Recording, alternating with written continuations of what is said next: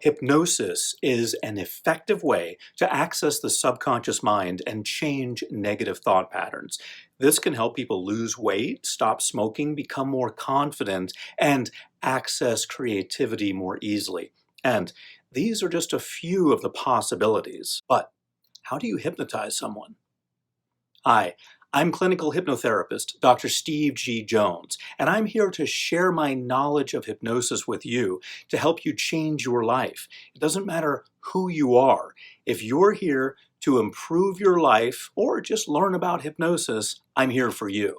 How to hypnotize someone is a mystery to so many people. I'm here to tell you it's all about knowing what to say and how and when to say it. I'm going to show you how to hypnotize someone so that you can help them work on anything that's causing them a challenge. You can also use this information to hypnotize yourself. First, you need to induce the hypnotic state. After establishing rapport with the client, the hypnotic induction can begin. The induction is the first part of a 5-part hypnotherapy session. It's used to relax the client into a hypnotic state. The proper use of an induction is essential to any hypnosis session.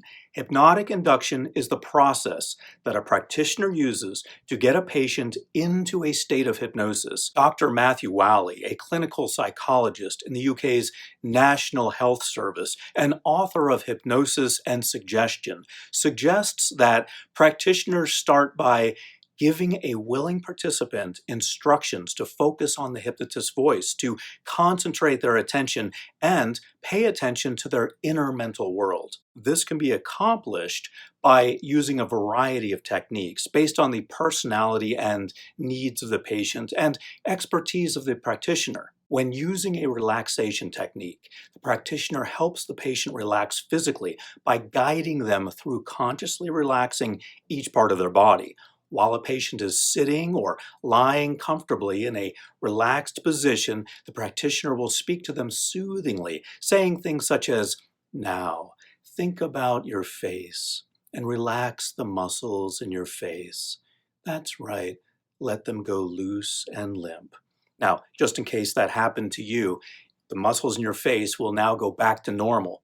But through this process, the practitioner goes through each area of the body and all of the muscle groups, and the patient is completely relaxed by the end of it and in a hypnotized state. This is one of the most straightforward techniques for inducing hypnosis, and it's widely practiced. The relaxation technique is one of the first hypnotic induction techniques that a practitioner should master because it can be used in so many different situations with so many clients. A lot of them just really love it. So you get a lot of mileage from that technique. Hypnosis inductions can also occur using a muscle tightening technique. Now, this is similar to just relaxation, but includes a guided tightening and relaxing of various muscle groups prior to the actual relaxation suggestions. You could also combine it with relaxation suggestions. The effect is adding something that has a little extra power to it, and it increases or heightens the relaxation,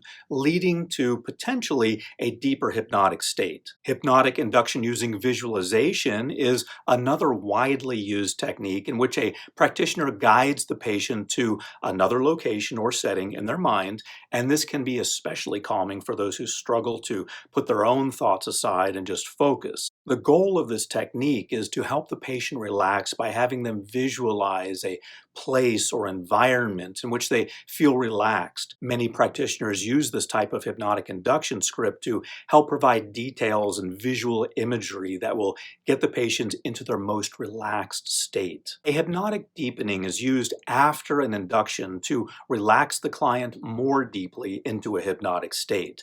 The hypnotic deepening or deepener is exactly what it sounds like, a way to get someone into a deeper trance during hypnosis. Entering a deeper state of hypnosis allows the client to be even more open to suggestion.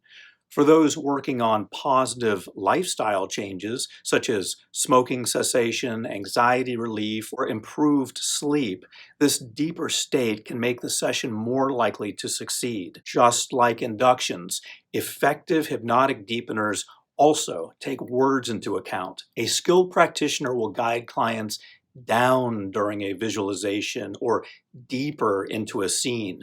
This is especially important to remember when writing hypnotic deepening scripts. It's crucial that the imagery and words used guide a client to a deeper state of relaxation and ultimately result in an effective hypnosis session. Start by talking slowly, drawing out your words to set a tone of relaxation for the session.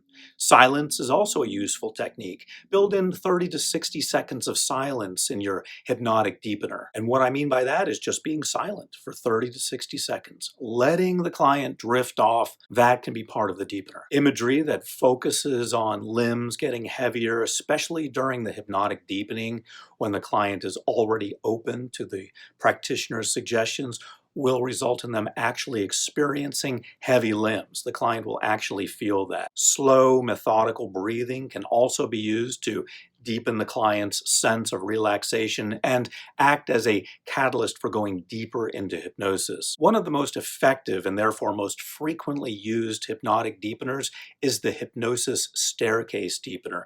A practitioner will verbally lead a client through visualizing walking down a flight of stairs, let's say 10 stairs, doesn't matter how many stairs. But during that, relaxing imagery is used and suggestions are included at every step for relaxing more. Now, this imagery can be modified to complement the hypnosis induction visualization that's already been done, such as a beach scenario, for example, or a city scene. You can do something in the deepening that extends that into a more relaxed state. If you want to learn more about how to master hypnosis, no matter what your current knowledge level of hypnosis is, so that you can help yourself and others, then head on over to thehypnosissecret.com and watch that short free presentation. That's thehypnosissecret.com. Head on over there after this YouTube video. Let's look at part 3, hypnosis scripts. This is the third part of a 5-part hypnotherapy session. The hypnosis script is what the hypnotherapy session is all about. Now is the time to deliver the message of positive change, the script, to their subconscious mind. That's what the script does. It delivers the message of change. It's thanks to the hypnotic script that the true breakthroughs occur. Once a patient is ready for a hypnotic script, the focus turns from relaxation to suggestion and change. During a hypnotic script, the practitioner will retrain the patient's subconscious mind to make positive associations instead of negative ones in a particular situation. Walking a patient through a successful event, such as a visit to the dentist's office that goes great and leaves the patient with a healthy, clean mouth and feeling wonderful, that can make a big difference in a person's life. And that's the type of change we are causing with the script. And by guiding someone through this type of dental visit where everything goes fine, they leave with healthy, clean teeth, this can actually make the mind think that it has had the actual experience. The next time the patient goes into the dentist, their mind will remain calm and relaxed because their mind has previous positive experience in that situation, even though that experience was during a hypnosis session, all thanks to the script. So the intention of an effective hypnosis script of this type is to have the patient associate what previously caused them anxiety or fear instead with a pleasant feeling. So dentist equals pleasant feeling, not fear. So clearly the script is the result of an effective hypnosis session overall because the practitioner will have gathered information previously from the client before the hypnosis session started to find out what they wanted to work on. And the script is the time to get down to work. So the hypnotherapist would have previously gotten to know the individual client and their needs, and that would have allowed the hypnotherapist to prepare these tools that they will use during the hypnosis session. The possibilities for hypnosis scripts are endless because each patient is unique with their own individual challenges and strengths and needs. Also, because of that, the hypnotic script will be unique. A clinical hypnotherapist can find scripts to meet each need or write their own or just modify scripts that they've already used. But they should always rehearse and practice scripts before a hypnosis session. A trained clinical hypnotherapist will tailor their scripts to both suggest the changes that are desired by the patient and will also use imagery, visualization, and other tools that resonate with a particular patient. Developing a good hypnotic script involves an investment of both time and imagination, but the benefits that a well thought out script that is rehearsed and ready can bring to a session are immeasurable. This is why the foundation of any clinical hypnotherapist practice is the hypnotic script. Amnesia is one of the more fascinating topics in hypnosis and is part 4 of my 5-part hypnotherapy sequence. You want the client's conscious mind to forget as much of what happened during a hypnosis session as possible so that the client doesn't overanalyze the experience after the session is over. When using hypnotic amnesia, the memory of the session still remains in the client's subconscious mind, so the change the client wants becomes an effortless process. However, amnesia makes it difficult for the client to remember the hypnosis session consciously and therefore difficult to overanalyze it. Amnesia is just another portion of a hypnosis session, so it is based on the practitioner's suggestions to the client. And during this segment, the practitioner induces amnesia, causing the client's conscious mind to forget what was said during the session.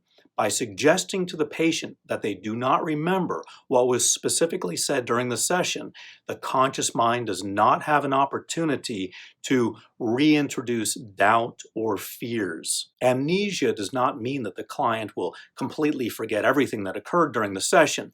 The subconscious mind still retains all of the suggestions made by the hypnotherapist to the client. The subconscious mind will keep the positive associations and suggestions available even though the client doesn't specifically remember what was said during the hypnosis session.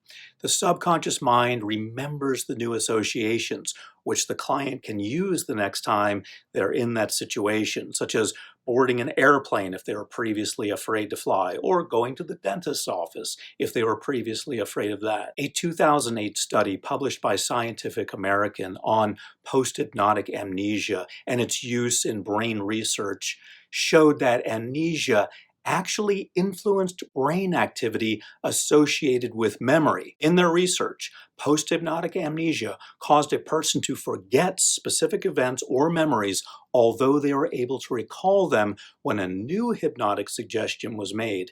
This showed that those memories were stored somewhere else in their brain and still influencing their behavior potentially. Practitioners should avoid using the phrase, "you will forget," during the amnesia part of the hypnosis session. This is going to cause the patient to put their guard up and it's going to keep them from relaxing. Instead, a skilled clinical hypnotherapist will use suitable language and suggestion to tell the client that they do not need to remember what happened during the session. After you have successfully relaxed the client, induction and deepening, imparted the positive change information, the script, and allowed them to consciously forget the session, amnesia, you will need to end the session. Trance termination is how a hypnotherapist terminates the session, trance, hence trance termination. It is important for the therapist to prepare the client's subconscious mind to come out of the hypnotic trance. The same general preparation techniques that were used at the beginning by the hypnotherapist can also be used to prime the brain in this situation as the client leaves the hypnotic state. Therapists begin transitions of brainwave states by telling the client what will come next. This is an important aspect of all portions of hypnosis, but never more important than in the major transitions from a hypnotic state, which would be alpha, theta, or delta, to full wakefulness, which would be beta. Therapists can do this transition by telling the client what will happen as they become aware of their surroundings, both physically and in their mind. So as a patient becomes more aware, the therapist can guide them through what else they should be experiencing, which is the transition. The most common way to use trance termination is to simply count from 1 to 3, but the count should include specific directions about how the client will feel, such as feeling rested, feeling relaxed, feeling alert.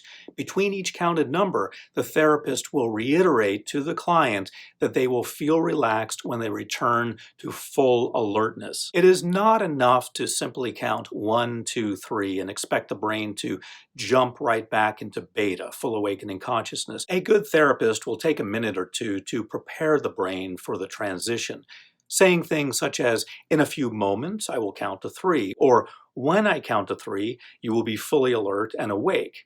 It is also important to reinforce that even after the session is over, the suggestions made during the hypnosis session will remain in the subconscious mind. Telling the client this during trance termination will enhance those ideas in their mind. A gentle but firm tone should be used during trance termination. A firm, authoritarian voice will signal to the client's brain that it's time to return to beta. Another key indicator that a transition is occurring is the increasing volume of directions given to the client. So you're giving directions to them and you're increasing the volume as you're saying those directions. The practitioner can begin at 1 in the same calm, serene voice they were using during the session and gradually increase in both intensity and volume. And by the time they arrive at 3, they can end the trance termination. If you're not feeling confident about hypnotizing people, you're not alone. That's why I created my online hypnosis certification course. I've compiled videos, PDFs, and detailed instructions so that you can fully master hypnosis in the comfort of your own home. Go to thehypnosissecret.com to learn more. You'll be glad you did. And there you have it. This is the game plan that will help you hypnotize someone. Start with the induction, then move them into the deepening, then the script, then amnesia, then trance termination. Thanks for watching. Have you hypnotized someone lately? What about hypnotizing yourself? Leave your stories in the comments below. I'm interested to see if anyone had a different approach to creating the hypnotic state. Thanks for watching. I'm Dr. Steve G. Jones, hoping you have an outstanding day.